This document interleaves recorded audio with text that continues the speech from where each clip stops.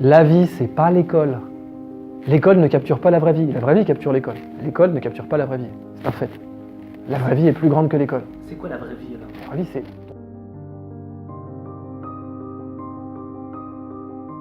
Donc, la deuxième question que j'ai, c'est par rapport à ton livre, Libérez votre cerveau. Si tu as utilisé ce titre, ça veut dire que, premièrement, il y a des barrières dans le cerveau, et que deuxièmement, il faut le renforcer pour le sortir de l'endroit où est-ce qu'il est. D'accord? Quelles sont ces barrières et quelles sont les forces qui peuvent te permettre de libérer ton cerveau?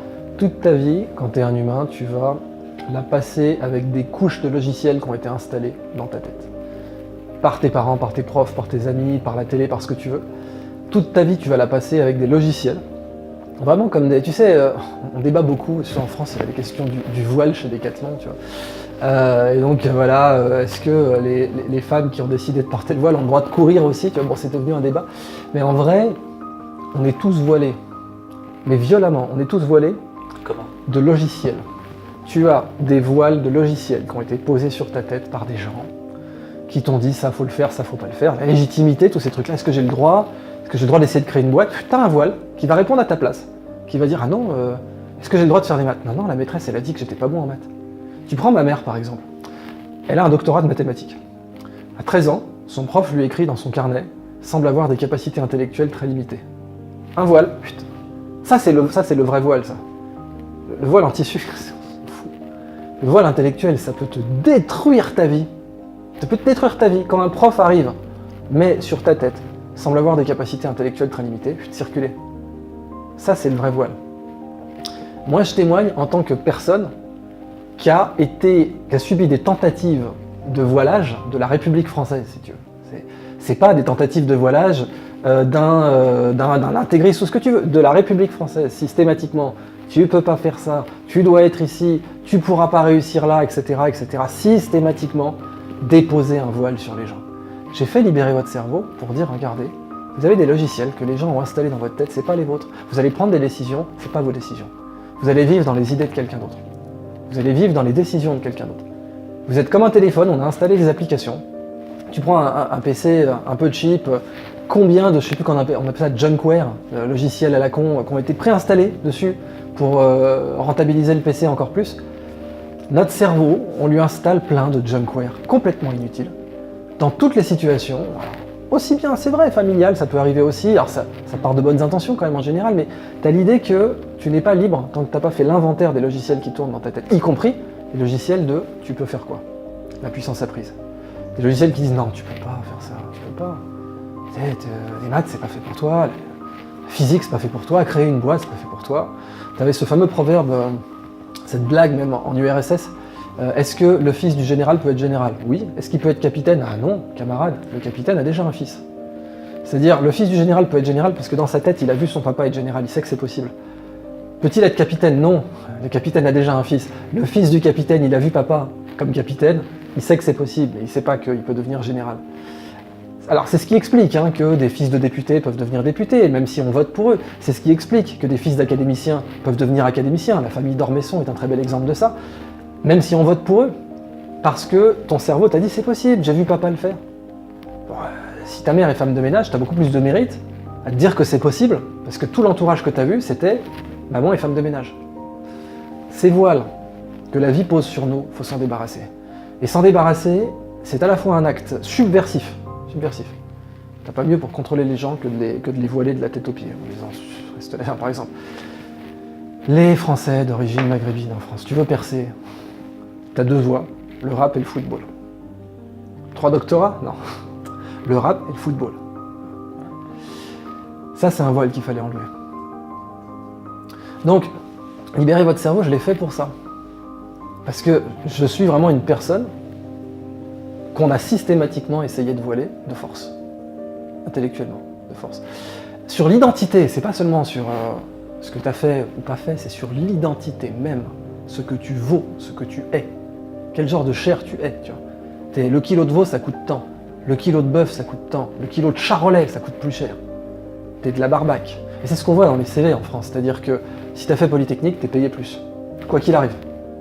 On se fout du fait que tu vas mieux faire le job, on n'essaiera même pas de le mesurer de toute façon. C'est une religion. Si jamais tu as fait Polytechnique, t'es payé plus. Point. Le kilo de charolais versus le kilo de barbac d'abattoir ce temps-là. Et ça, c'est quelque chose contre lequel j'ai vraiment voulu lutter. Libérer votre cerveau est dédié à ça. Dire, les gars, si vous ne définissez pas vous-même, vous serez des esclaves toute votre vie. Comment tu te définis toi-même? Polymath, moi ce qui m'intéresse, c'est de faire plusieurs choses. C'est de faire plusieurs choses à la fois. Tu sais, j'ai toujours adoré, il faut toujours suivre ses modèles. En vrai, hein. Les modèles, c'est Richard Francis Burton, c'est Idriss Shah. C'est le gars qui parlait 29 langues, non? Voilà, 29 langues couramment, Richard Francis Burton. Lui, toute sa vie, on lui avait dit tu peux pas. Richard Francis Burton, il a quitté Oxford sur son cheval et il a fait piétiner les géraniums du doyen d'Oxford par son cheval. Ce type, il a mon respect éternel. Et comme a dit Mark Twain aussi, je n'ai jamais laissé l'école interférer avec mon éducation. C'est très beau ça. Je n'ai jamais laissé l'école interférer avec mon éducation. Mark Twain. Ça, c'est mes modèles. Et comment tu peux pas laisser l'école interférer avec ton éducation? C'est-à-dire, tu admets, par exemple, Jack Ma, le fondateur d'Alibaba en Chine, il a dit « Je ne recrute surtout pas des gens qui ont 18 ou 19 sur 20 ». En Belgique, c'est sur 20 aussi ou pas? Ouais, 7 sur 10 sur 20, exactement. Jack Ma dit « Je ne recrute surtout pas ces gens-là ». Vous savez pourquoi? Parce qu'ils n'ont rien fait à côté. Pour avoir 18 ou 19 sur 20, ça veut dire que toute votre vie, ça a été l'école. Et moi, chez Alibaba, des mecs comme ça, je n'en veux pas. Parce que moi, Jack Ma, c'est pas ça mon parcours. Si vous voulez aller à l'université, vous devez passer des examens. Je les ai ratés 3 fois. J'ai eu beaucoup d'échecs. J'ai échoué à des choses ridicules. Par exemple, j'ai échoué à un test clé de l'école primaire à 2 reprises. Et j'ai échoué genre 3 fois au collège. Et vous aurez du mal à y croire. Mais à Hangzhou, ma ville, il n'y avait qu'un seul collège. Et aucun autre collège nous aurait acceptés. On était trop mauvais. Ce qui fait que j'ai créé Alibaba, ce qui fait que moi je suis président fondateur d'Alibaba, homme le plus riche de Chine, c'est parce que j'avais 11. Et que sur le temps qui fait la différence entre 11 et 19, j'ai fait autre chose. Autre chose dont mes profs se foutaient, autre chose dont le monde académique se foutait, mais qui, pour moi, a été la chose déterminante sur est-ce que je fonde Alibaba ou pas. Je pense qu'on doit s'y habituer. On n'est pas si bon que ça. Encore aujourd'hui, il y a beaucoup de gens qui nous rejettent. Vous savez, pendant 3 ans j'ai essayé, mais j'ai échoué à l'université. Alors j'ai postulé à plusieurs jobs, mais j'ai été rejeté 30 fois. J'ai été à la police, on m'a dit non, t'es pas assez bon. Je suis même allé au KFC, quand le KFC est venu en Chine, dans ma ville. 24 personnes se sont présentées. 23 personnes ont été acceptées. J'étais le seul gars à avoir été rejeté. Et quand je me suis présenté à la police, 5 personnes se sont présentées, 4 personnes ont été acceptées. J'étais encore le seul gars à avoir été rejeté.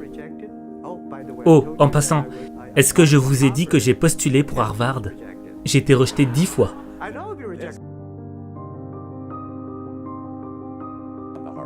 Et là, je me suis dit, peut-être qu'il faudra que j'aille donner cours là-bas un jour.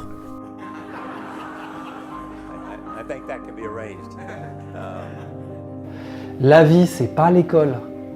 L'école ne capture pas la vraie vie capture l'école. L'école ne capture pas la vraie vie, c'est un fait. La vraie vie est plus grande que l'école. C'est quoi la vraie vie alors? La vraie vie, c'est ton existence de A à Z, du berceau au tombeau. Tout ce que tu vas faire, les gens avec qui tu vas parler, les challenges que tu vas devoir affronter, tes peurs, les choses que tu vas faire en dehors d'une salle de classe toute carrée avec 2,50 m de hauteur sous plafond et un petit bureau en bois.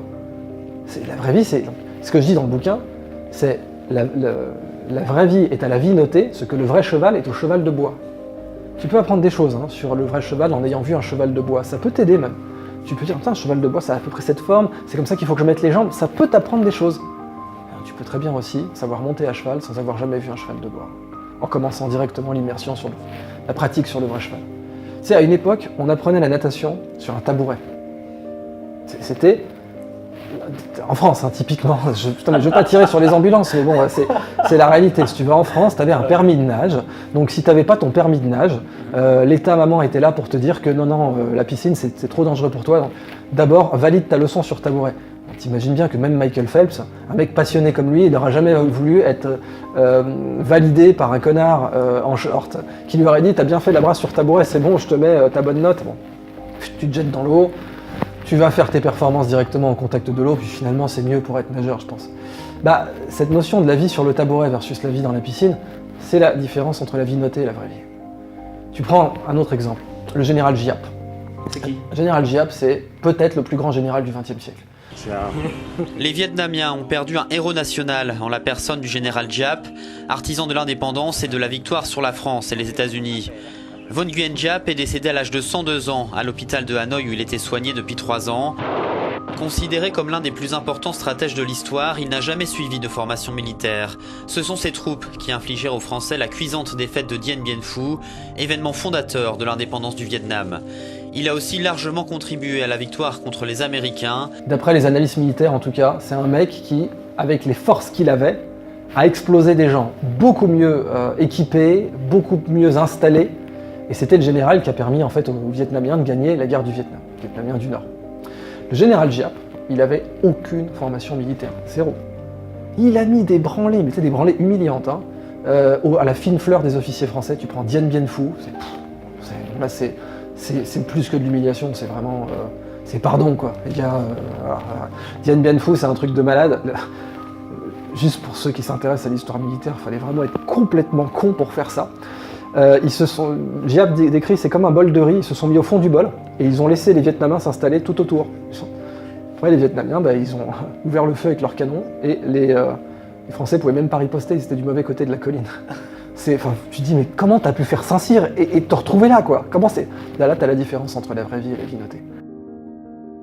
Nous sommes pour la paix et l'indépendance du Vietnam, pour la paix, le développement, le bonheur de tous les peuples de par le monde.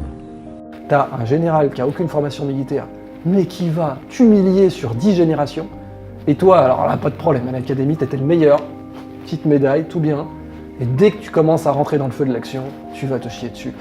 Ça, c'est les leçons qu'il faut parfaitement comprendre au XXIe siècle. Et c'est pour ça que Jack Ma dit, je ne prends pas des gens qui ont 19, je prends des gens qui ont 12, parce que dans le 12, là, ils ont fait des choses plus importantes que d'avoir 12 ou 19. T'as 12, ok, tu sais faire le truc. T'as validé, t'as la moyenne, tu sais, je sais que tu sais. Bon. Seulement, que t'aies 12 ou 19, c'est pas ça qui va faire de toi un excellent entrepreneur, un excellent employé, un excellent innovateur dans la société.